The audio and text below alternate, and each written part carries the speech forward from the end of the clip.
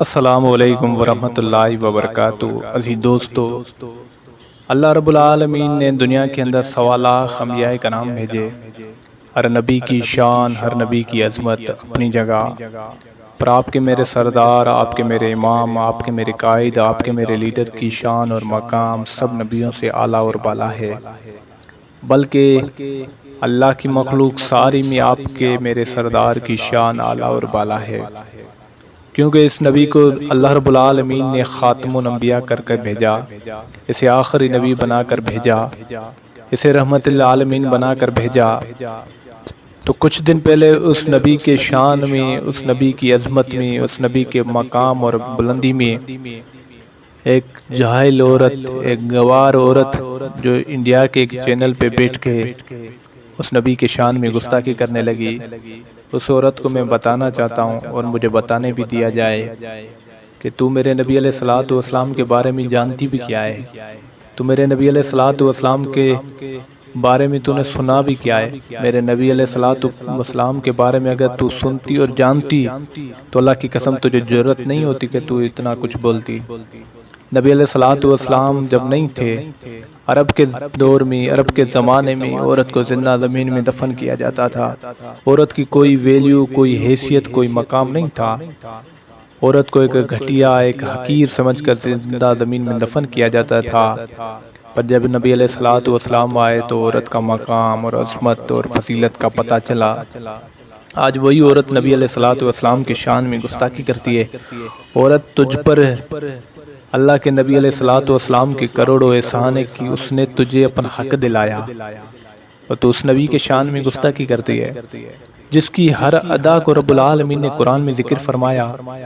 حتیٰ کہ انسان تو انسان ہیں، جنت تو جن ہیں۔ نبی علیہ الصلوۃ والسلام کو بے جان چیزیں بھی جانتی تھی کہ یہ رحمت للعالمین ہے۔ نبی علیہ الصلوۃ والسلام کی جدائی میں کھجور کے تنے بھی روا کرتے تھے۔ نبی علیہ الصلوۃ والسلام کی دربار میں اونٹ بھی شکایت لے کے آیا کرتے تھے۔ نبی علیہ الصلوۃ والسلام کی دربار میں پنچھی بھی شکایت لے کے آیا کرتے تھے۔ نبی علیہ الصلوۃ والسلام کے عظمت اور مقام کو تو کیا جانتی ہے؟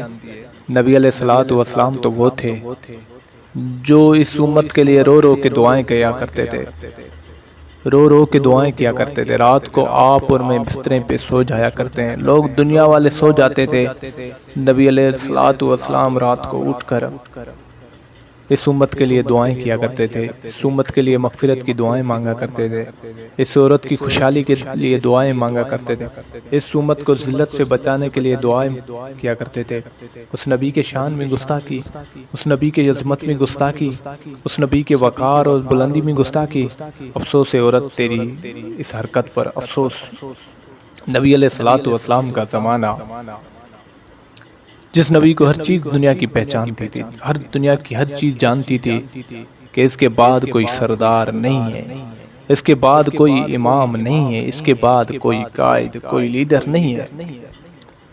کیونکہ مسلمان تو مسلمان، پر کفار کو بھی پتا تھا کہ امانت دار یہ ہے، سچار یہ ہے، دیانت دار یہ ہے، وفادار یہ ہے، سچا یہ ہے، اس جیسا زمین پہ کوئی نہیں ہے۔ اس نبی کے بارے میں تجھے ٹی وی چینل پہ گستاخی کرتے ہوئے شرم نہیں آئی؟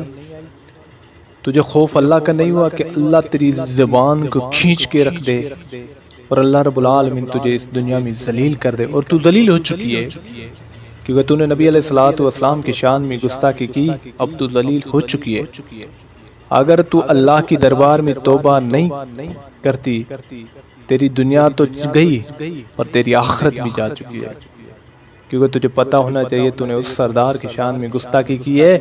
جس کے شان اور مقام کو رب نے اتنا بلند فرمایا، جہاں خود کا ذکر کیا وہاں اس نبی کی شان اور عظمت کا ذکر کیا۔ اللہ رب العالمین دعا تب تک قبول نہیں کرتا، اللہ فرماتا ہے کہ دعا تب تک آپ کی نامکمل ہے جب تک میرے نبی کا ذکر نہ ہو، آذان تب تک نامکمل ہے جب میرے نبی کا ذکر نہ ہو،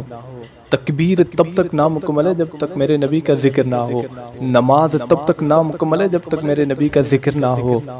قرآن میں جا بجا نبی علیہ الصلوۃ والسلام کی عظمت کا ذکر ہے، کسی نے امی عائشہ صدیقہ رضی اللہ تعالیٰ عنہ سے پوچھا کہ نبی علیہ الصلوۃ والسلام کا شان بتائیں۔ آپ نے پوچھا کہ قرآن نہیں پڑھا؟ اس نے کہا کہ امی قرآن پڑھائے۔ آپ نے فرمایا پورا قرآن نبی علیہ الصلوۃ والسلام کی عظمت کی گواہی دیتا ہے، شان کی گواہی دیتا ہے کہ نبی علیہ الصلوۃ والسلام کا مقام اور شان اور بلندی تھی، اور اس نبی کے بارے میں تو گستاخی کرنے لگی ہے،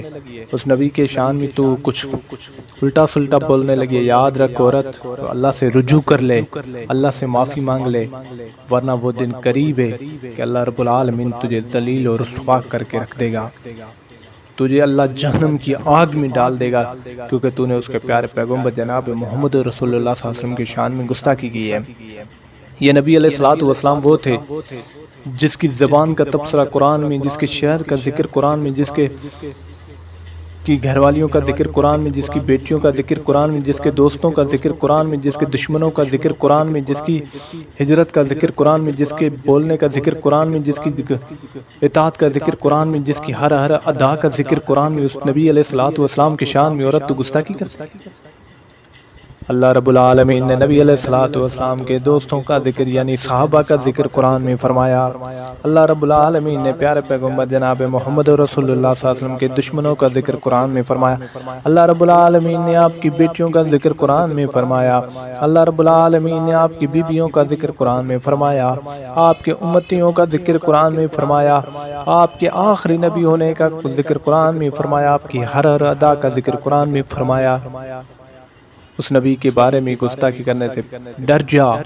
اس نبی کی گستاخی کرنے سے خوف کھا جا کہ اللہ رب العالمین تجھے کہیں ذلیل اور رسوا نہ کرتے۔ اور دوسری بات مسلمانوں کو میں نصیحت کرنا چاہتا ہوں کہ مسلمانوں ایک ہو جاؤ، مسلمانوں نبی علیہ الصلوۃ والسلام کی فرما برداری کرو، ان یہودیوں کو، ان مجوسیوں کو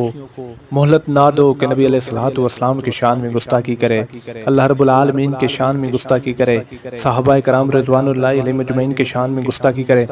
جب ہم لوگ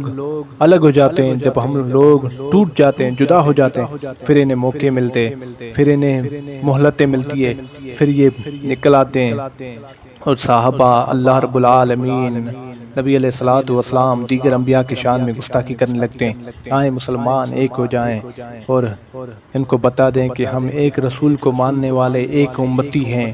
ہم الگ نہیں ہیں، ہم جدا نہیں ہیں۔ اللہ سے دعا ہے کہ اللہ رب العالمین ہم سب کو عمل کرنے کی توفیق عطا فرمائے، آمین ثم آمین۔